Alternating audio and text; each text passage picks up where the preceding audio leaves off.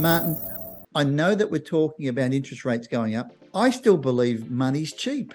I mean, we're talking 5-6% to buy an investment property where the rents are so high. If a bank will give me money, I'll take it because the math is pretty good. So if you're an investor and you can find the right investment property with the right cash flows, you're right, you can do that. If you're an owner-occupier and you're trying to buy for the first time, and you look at what you have to borrow now relative to your income, which is 6, 7, 8, 9 times your income, relative to 4 or 5 times 20 odd years ago, those are the people that are going to find it very difficult, right? So what we've actually created was we created a property market where a proportion of the population who are able to activate the investment strategies to be able to buy property and hold property and then leverage off it can do really well. But ordinary people, or ordinary Australians who first-time buyers trying to get into the property market for the first time, they almost can't unless they get money from parents or grandparents or, the bank of mum and dad, or they're actually in a fortunate position where they've got dual incomes and dual very strong incomes.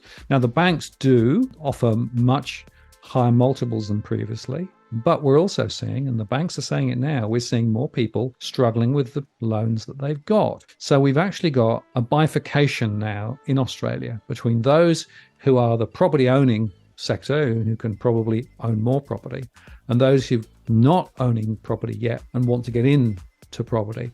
And some of those can, but many of them can't. And the question I've got is, from a societal perspective, does this make sense? Because what we're doing is we're inflating property to bilio.